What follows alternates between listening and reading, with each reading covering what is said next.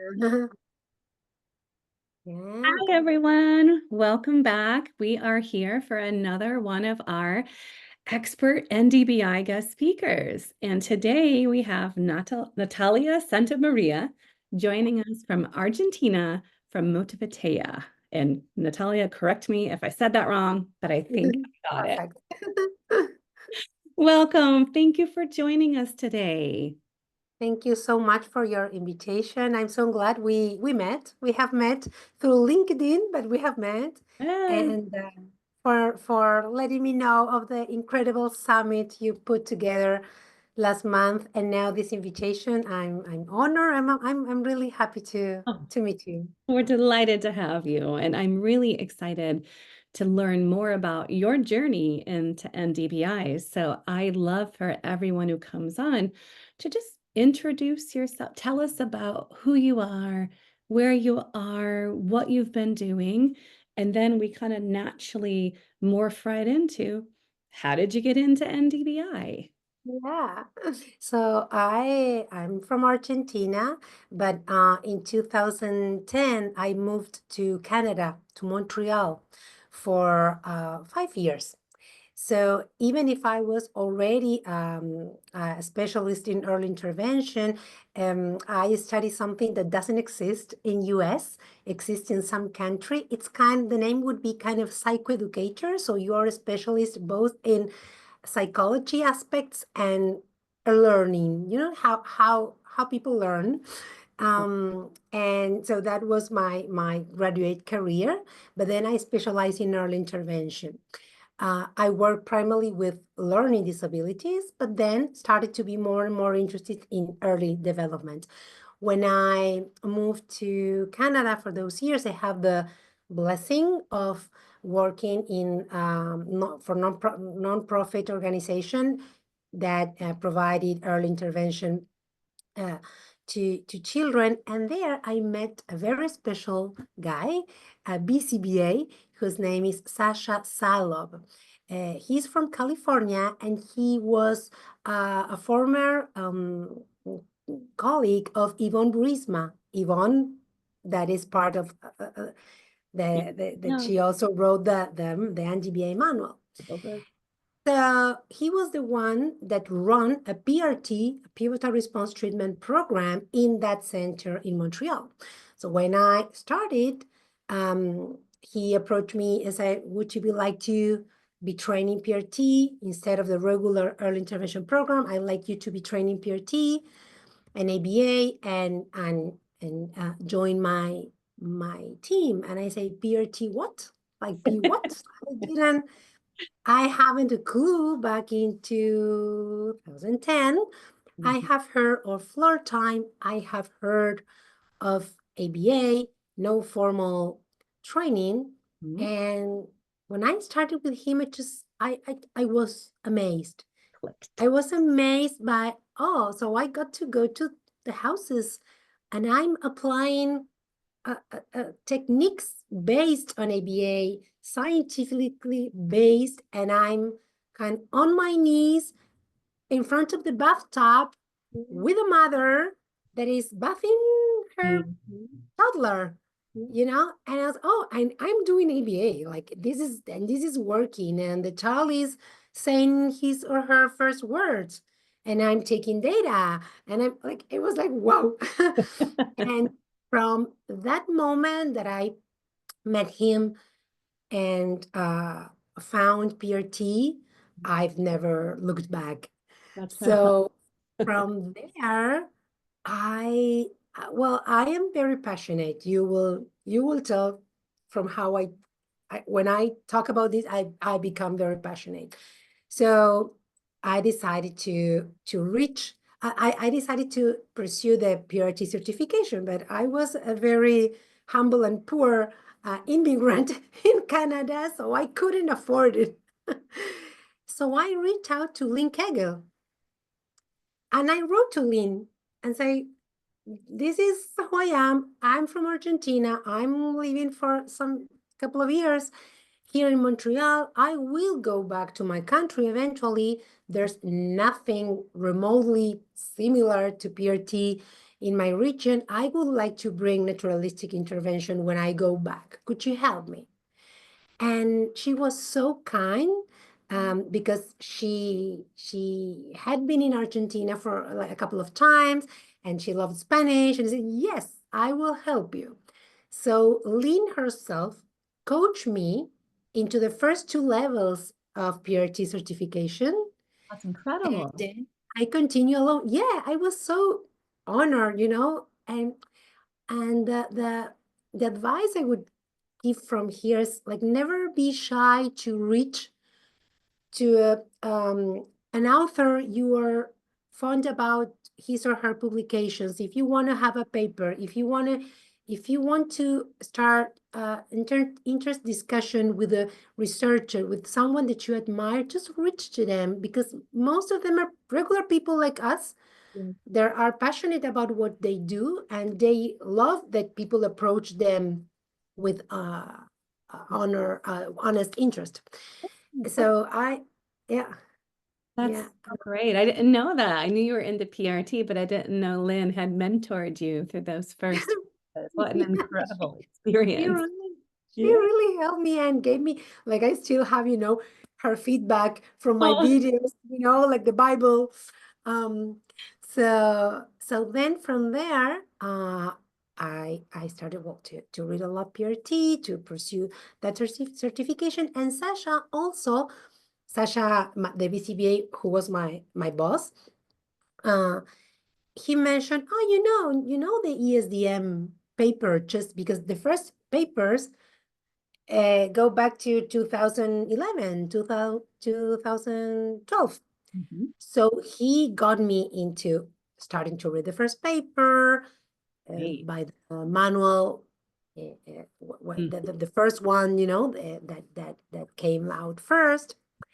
And then he mentioned, and there's this lady, Gisela Regli, that Oh, Gisela, it's she's from Switzerland, but she lives in Montreal, and she's a certified therapist, and I guess that she isn't about to become a trainer.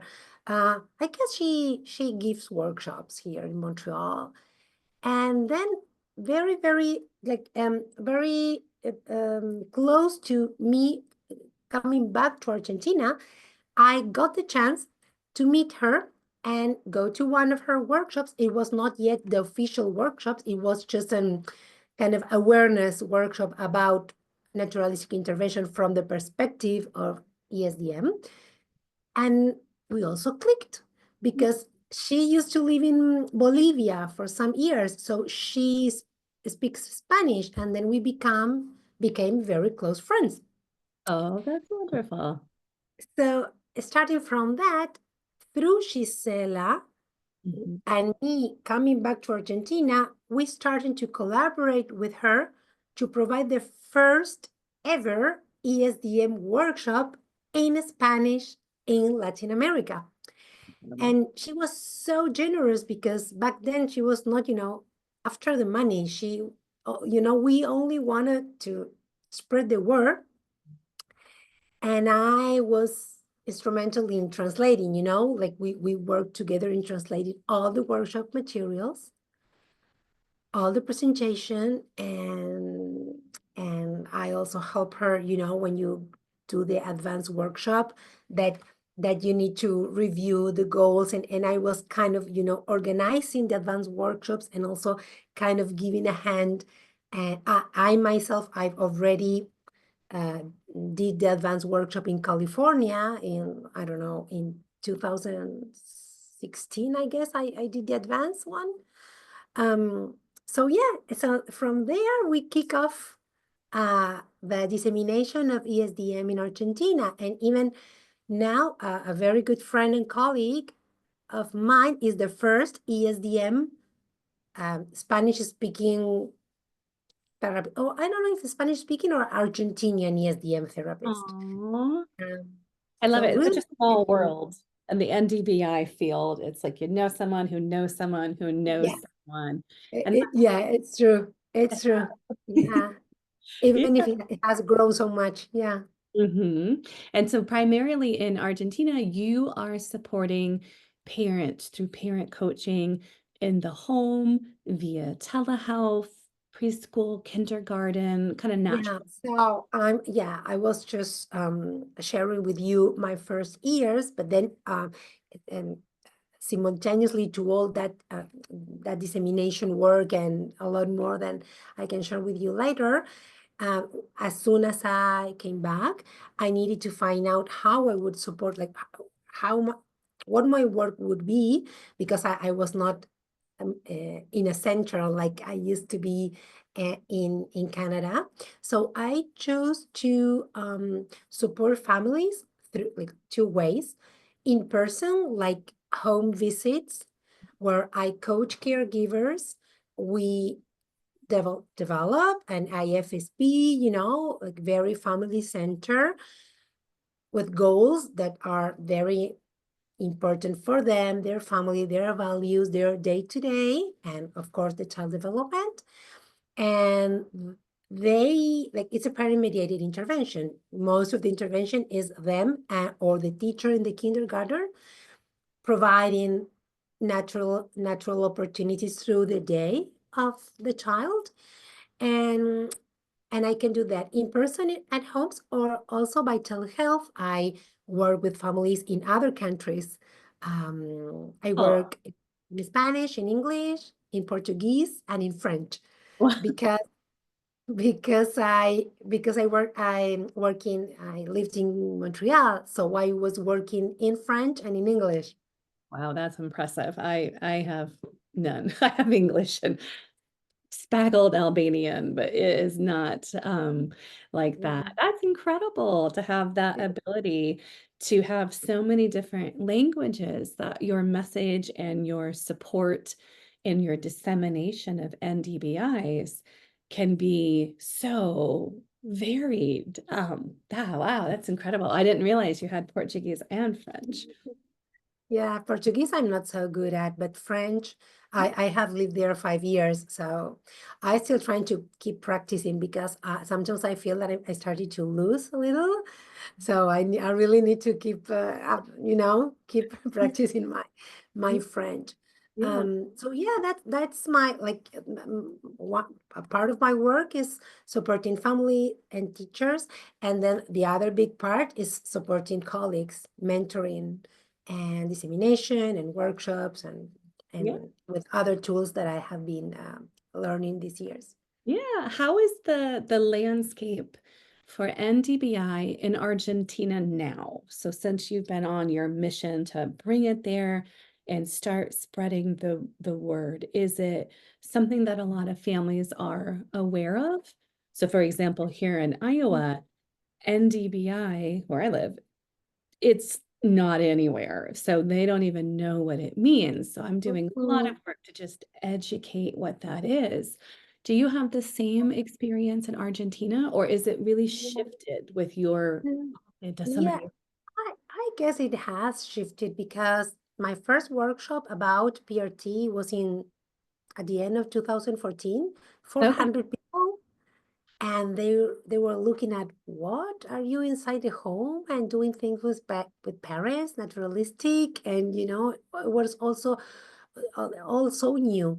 And then from that workshop, the word started to spread, and I gave a lot of lectures, and some families started to ask for naturalistic, for PRT, and they start to Google and find out what it was, and in that moment, it was already listed as an evidence-based model. So parents that were more, that can go on Google and research or read some English, they found out, oh, this is something I want for my child, and it started from there.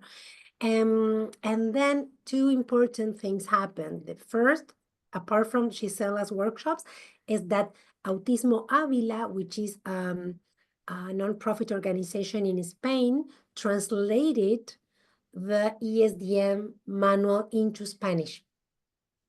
So now we had, in that moment, I guess it was 2017, if I'm not confused, um, therapists and families started to have the big manual to start reading in Spanish for the first time. A couple of years later, the parent book came out. So now, yeah, that one, a couple of years ago, we call it the orange one, because the I call one it the for yellow one. the blue one, Yes, I and do too. the parent is the orange one. So so that was a game changer. And the fact that after me, other associations, other colleagues followed and started to organize and invite other trainers, also invite Connie Casari to give Jasper workshops, or Brittany Koegel to give PRT, other ESDM trainers. So that started to happen. And now when you say naturalistic intervention, it rings a bell. Oh, I don't think that there are therapists that doesn't know what naturalistic intervention is, but that doesn't mean that they are, officially trained or formally trained.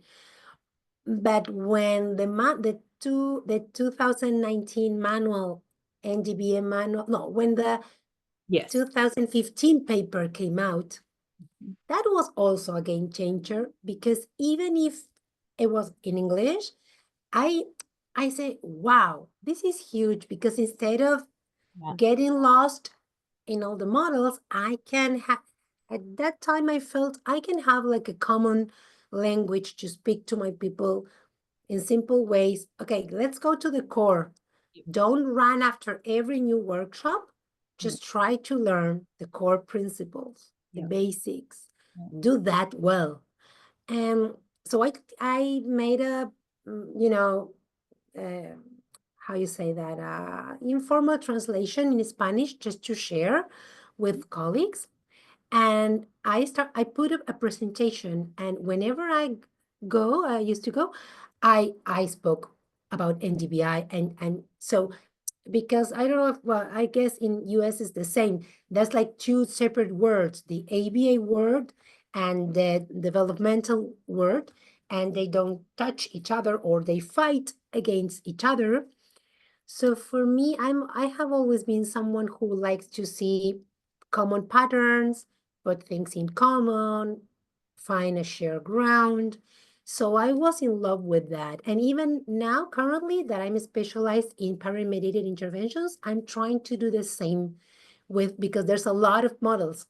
Yes. And people who want to coach caregivers, they also feel lost in how, okay, what should I do? How? Following what? Doing what? Which curriculum? Doing coaching how? And they feel also lost.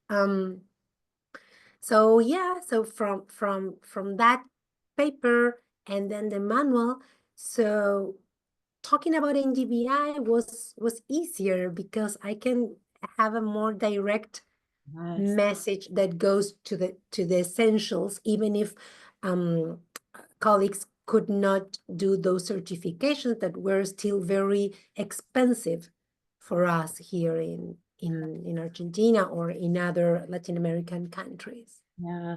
And I love that article that came out, because it just gives this unifying approach to developers of prominent model. Like, they all have their own approach, but they all came together to, comprise this new umbrella term, NDBI, to say these are the core common values, these are the characteristics, and all of these approaches fall under that. So regardless, like you said, of what different model you might be interested in, if you go back to the science and the core of developmental psychology and behavioral and how it all works out together for the very little learners that we're supporting, it just, for me as well, clicks. Why would you not be doing this model for infants, toddlers, preschoolers? And the developmental component is so important. I think, well, I don't think, I know a lot of university programs, they don't teach child development. If you're in an ABA program, you'll get your behavior analysis, right? You get your science. They might not get into autism in detail. And if you are supporting a very young learner, to me, it's almost a subspecialty. You need to understand child development, 2-year-old, 3-year-old, 4-year-olds. Every year is vastly different as these tiny little humans are growing and developing. So if we don't have experience supporting them, what I often find is staff who are not sure what to do, don't know how to play, and then a lot of that dysregulation and challenging behavior from the Yeah. child. It's a result Mhm. of the child not understanding the adult's expectations, but also Mhm. the adult having unrealistic expectations of what a 2-year-old can do for Yeah. emotional regulation, right? So if you Yeah. have that, you would not know that those types of goals you might be writing or expecting a 2-year-old to sit for a 10-minute story. No, ma'am, Yeah. Yeah, right? yeah, exactly.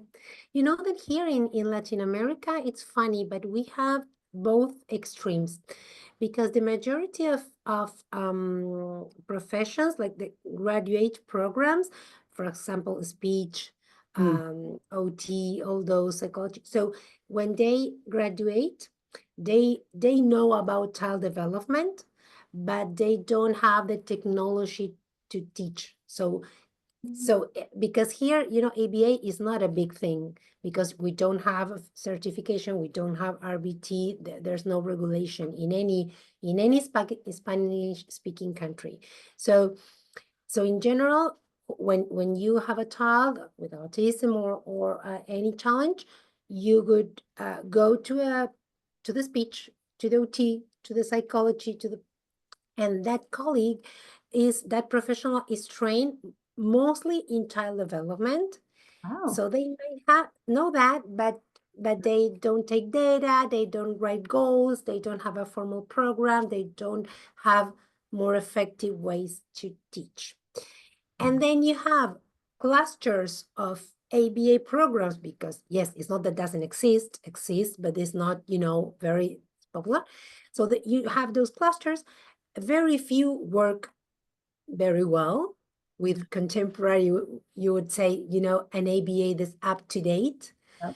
And then you have a lot of ABA with misunderstandings, mix of old ways, and in those cases, it happens exactly what you just described.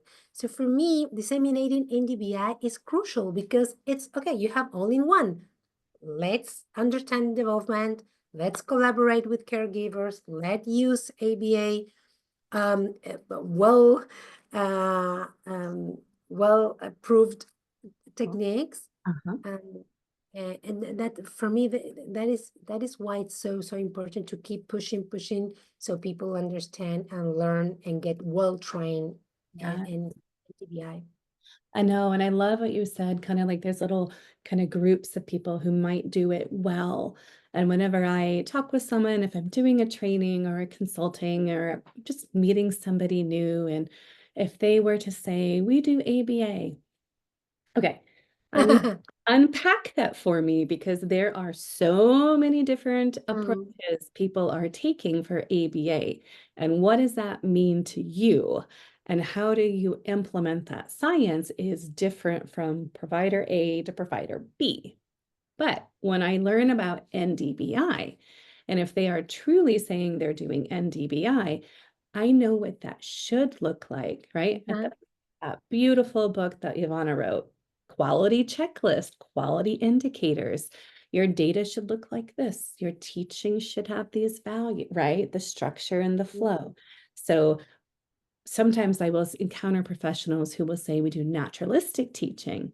That to mhm, me is not the same as doing NDBI. So I always get excited to meet other professionals like yourself who are really trying to help promote quality assurance for mhm, parents and for people that you mentor. Like there is a way it should be done. And because it can be done so manualized, it makes it really easy to identify a good indicator of a program that is truly NDBI. It yeah.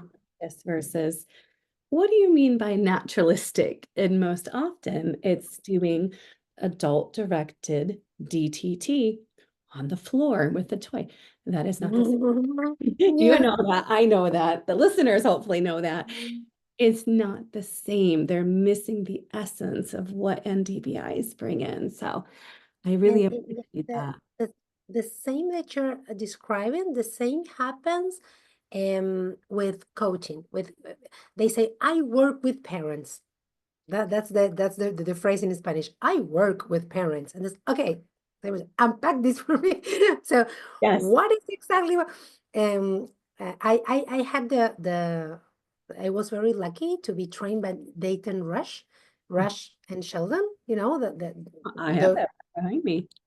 Rush and Sheldon that they developed this coaching framework that, for example, ESDM coaching heavily uses that project impact also with ESDM with some twists. They really want to do a coaching that is very collaborative and reflexive and non-directive at all. PRT has a more directive type of a coaching that it was the first that I learned. Then I learned the reflective one. But I mean, so working with parents can look so different. Coaching can look so different. So for me, fidelity tools and mentoring are cool. On communities of practice, like the one you are running, they are important because I sorry to jump from one thing to another, but it comes to my mind. I don't know if you're aware, in June this year, the Journal of Early Intervention had a special issue about NDBI. So I kind of translated the most that I can, and I put together a small workshop in Spanish so colleagues could understand and keep up to date with that journal in Spanish. And there were a lot of interest in that. And something stood up for me that it does even, and in the summit, researchers mention it too. Even if you train someone with workshops and a role playing and you give them materials, and even if they had an advanced workshop to practice, if they don't have ongoing coaching and mentorship for some period of time, fidelity will be low. Absolutely. Absolutely. Fidelity. Yeah, So it's for almost like they me, have enough to know it, but it's not dangerous, but it could be concerning because you don't have that follow through, that carryover to really get you to be proficient.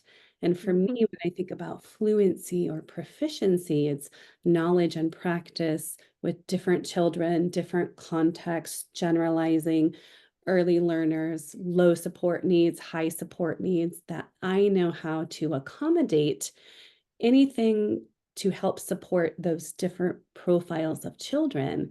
And I can do that on my own. I can make those clinical decisions.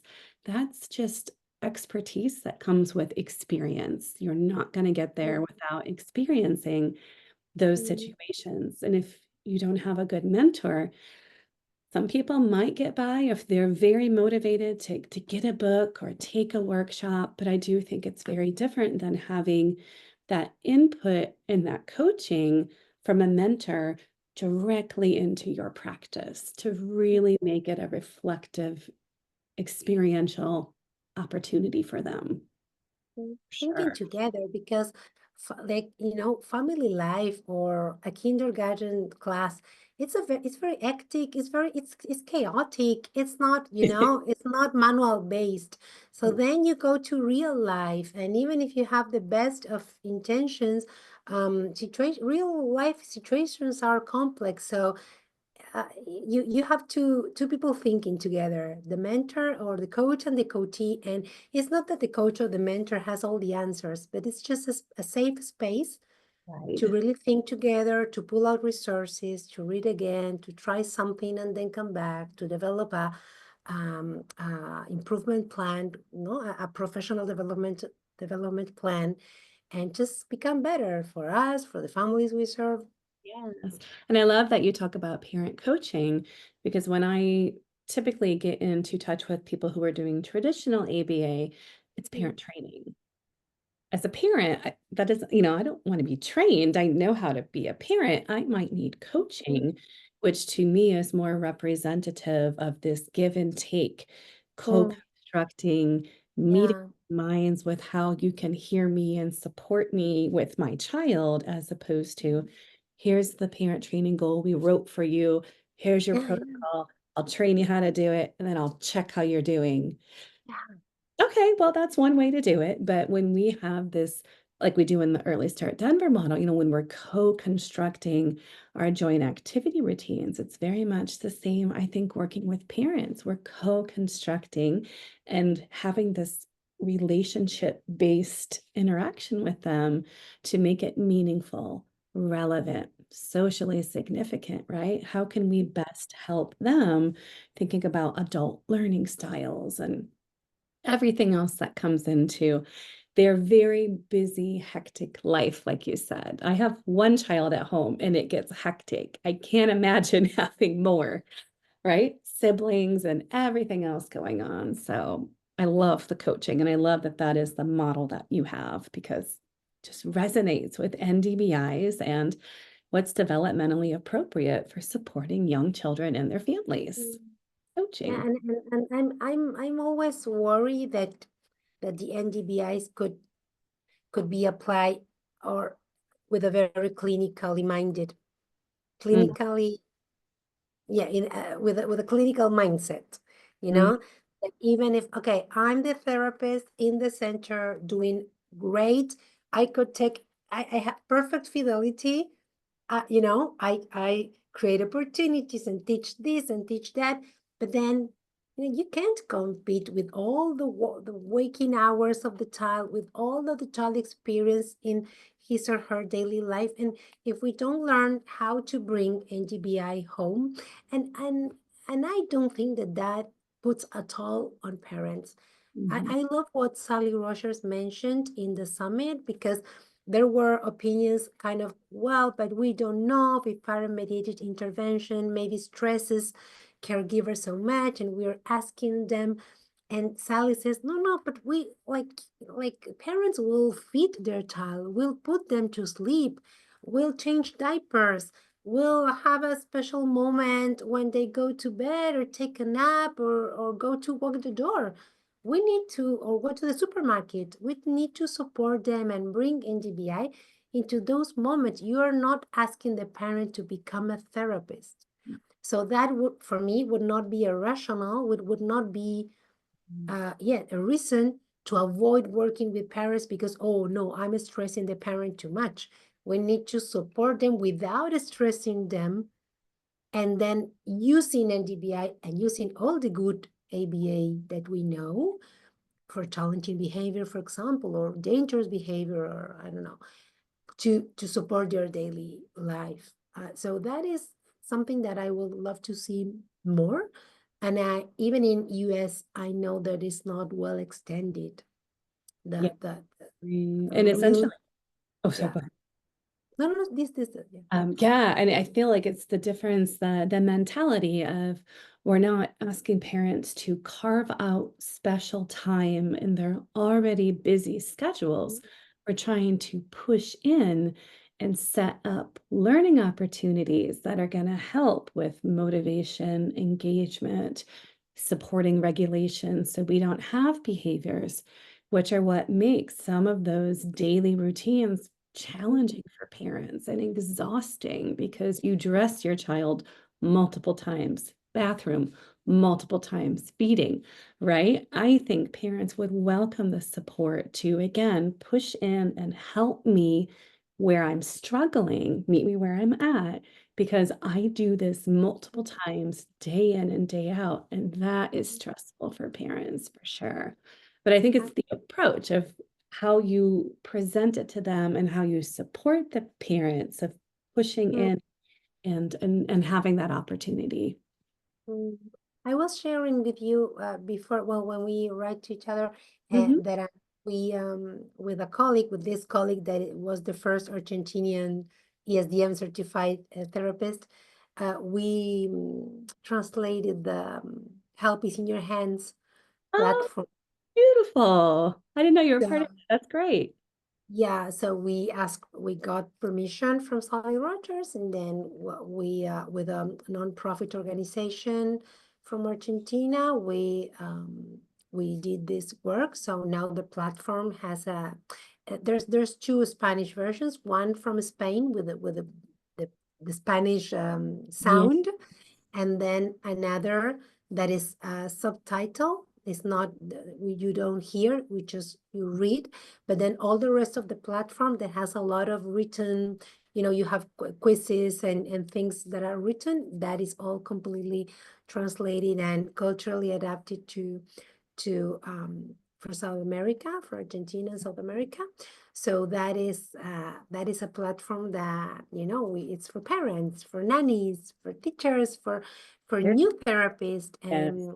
and for me that is a great tool Yeah. for someone that And it's didn't know free. how to Free. start, and free. Yes. For someone who doesn't know how to start collaborating with parents, just to have a shared platform when you can look videos with them, explain, create plans, and follow up on the plans the parent create for themselves to practice during the week. It's a beautiful way to start that collaboration, and yeah, I'm very proud of that. Yeah, Of that. congratulations. That is incredible. It's one of my favorite resources because it's great content and it's accessible anywhere, anytime, and free for families. I think that's incredible.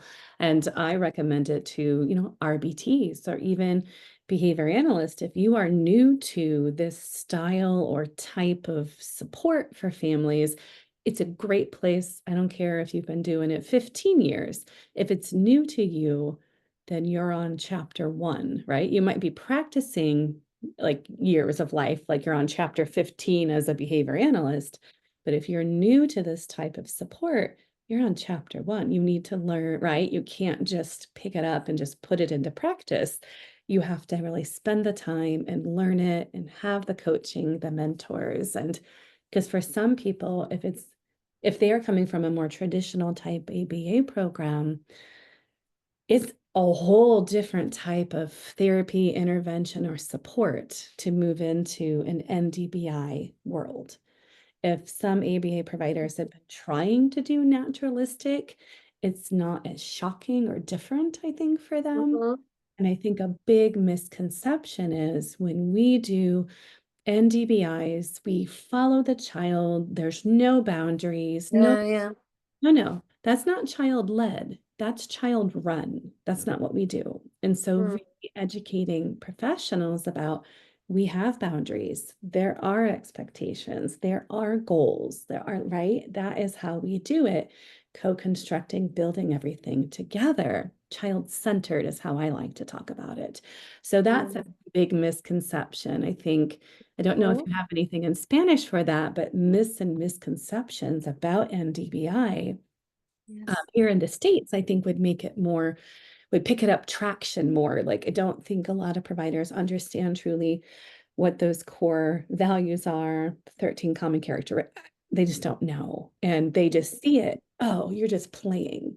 You're just playing, yes. And I really think that be like you're required to know more and to be Oh, more skillful on your toe. Yes. to do NDBI and to work with parents, because not working with the natural environment, not working with caregivers, and doing something structured is pretty easy. Yes. If you compare to get into the chaos of real life and embedding Mhm. good quality trials, if you want to, Yeah. good quality trials. In the summit, there was a discussion about is it Yeah. trial or is it not a trial? It was a very good moment of the Okay. summit. But so yeah, incidental trials, naturalistic trials, whatever you want to call it, um, Teaching. it requires a more skillful professional. So we need to learn a lot. It's not that NDBA is less serious or is more lies. No, not at all. It's I very know. challenging.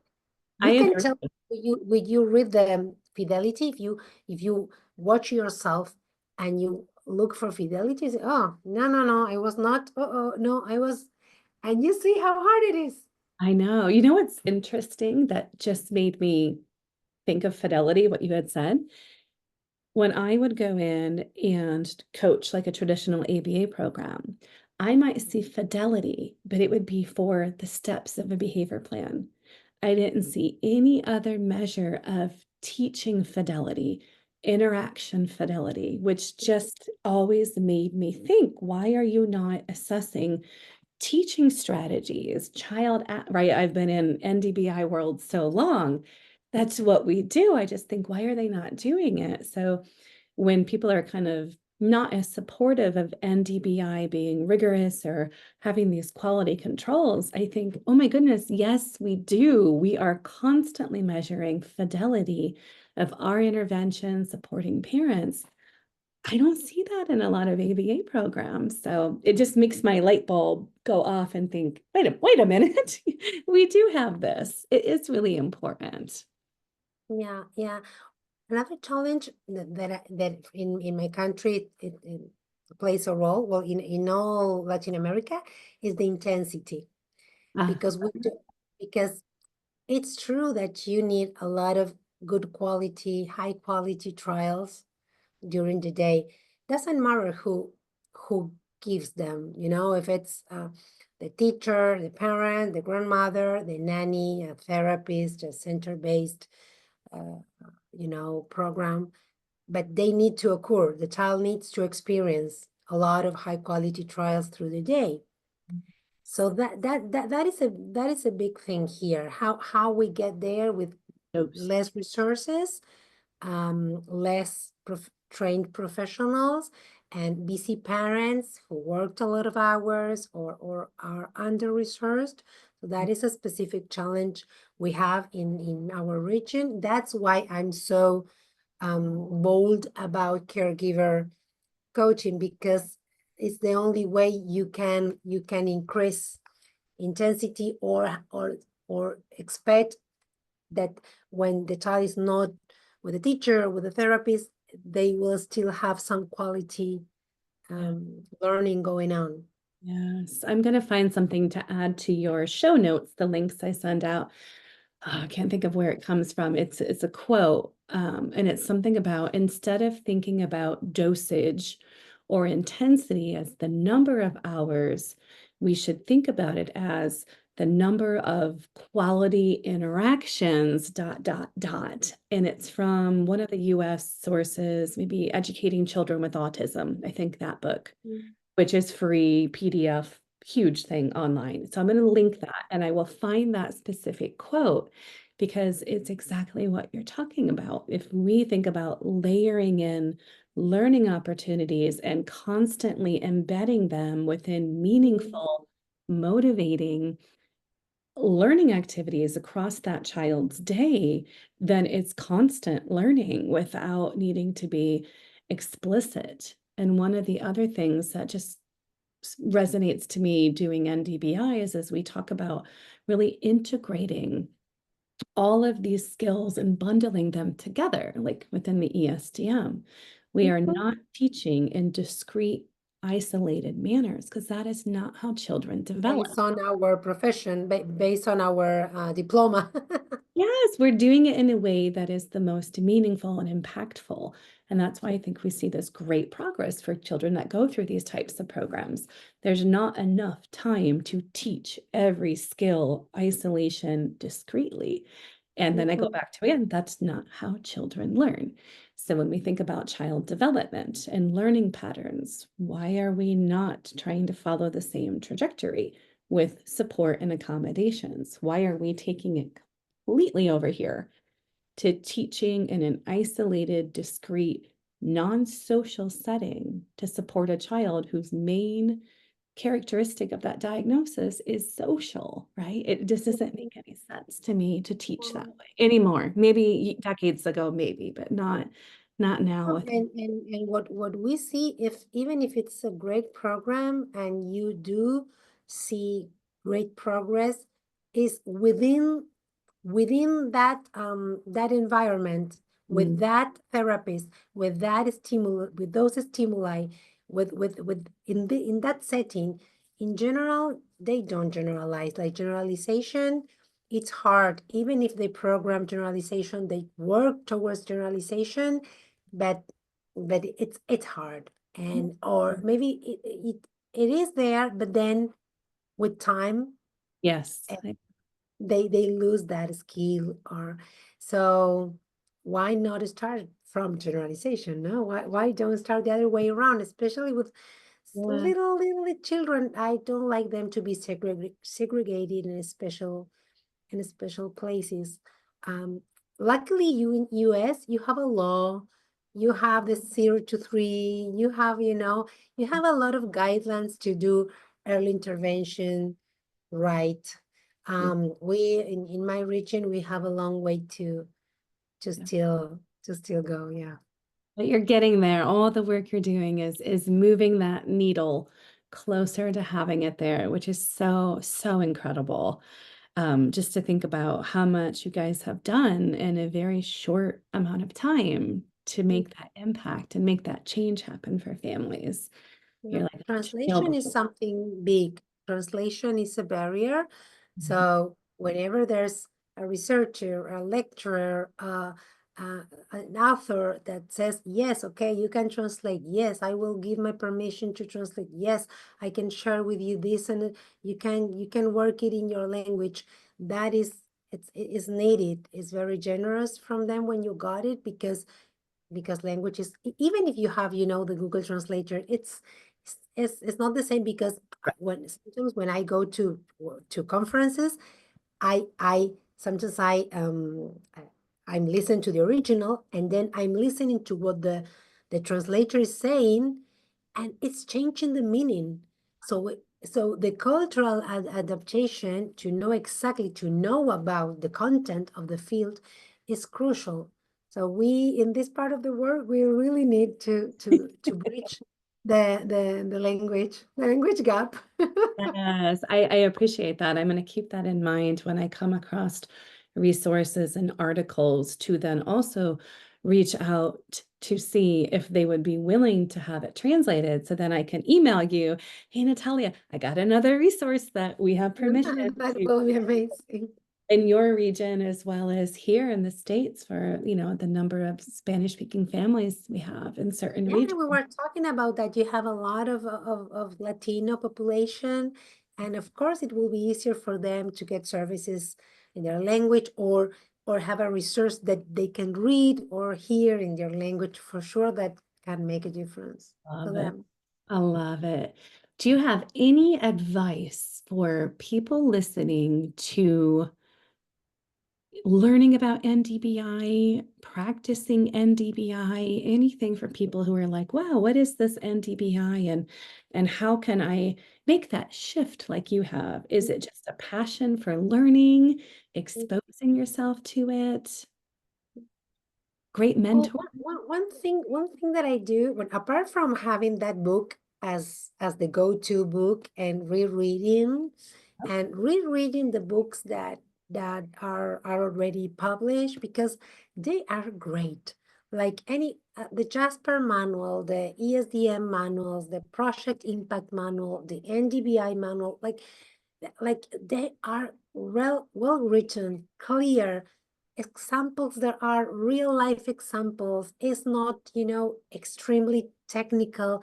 It's really approachable. So read them over and over, because that is a strong foundation of the concept. Then what I do is, I use the fidelity. No matter, no, whichever you like, choose one fidelity tool and record yourself, or work with a colleague and say, look, let's look at my video. Let's look at your video. Watch it and try to check fidelity and discuss and coach together. If you can't approach a mentor, if you can get a mentor, great. If you can be in a community of practice like this one, great. And then another thing I do is I have my alerts. on Google Scholar or other platforms. And I get an email every time any NDBI related author publish. I get the alert. Yeah. And reading papers, and it refreshes your mind. It helps you keep asking questions, because we have learned on the summit is that they don't have all the answers. There are still a lot of questions. It's a field that is still growing and developing, and we need to keep us humble. For the field, the question we might ask, our own practice, get support from colleagues, from mentors, and first of all, just ask parents, what support do they need? How is their daily routine? How you can help?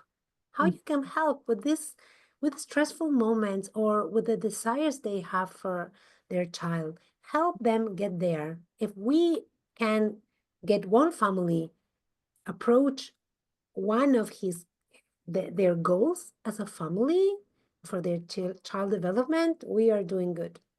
Absolutely. Absolutely agree with you on that. I couldn't have said it better.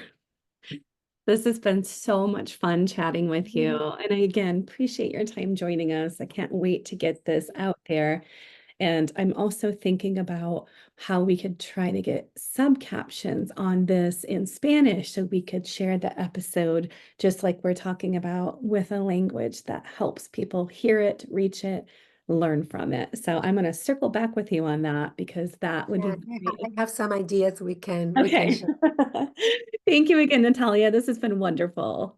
Thank you to you, and good luck, and to all your community. Thank you for listening. Thank you. Thank you.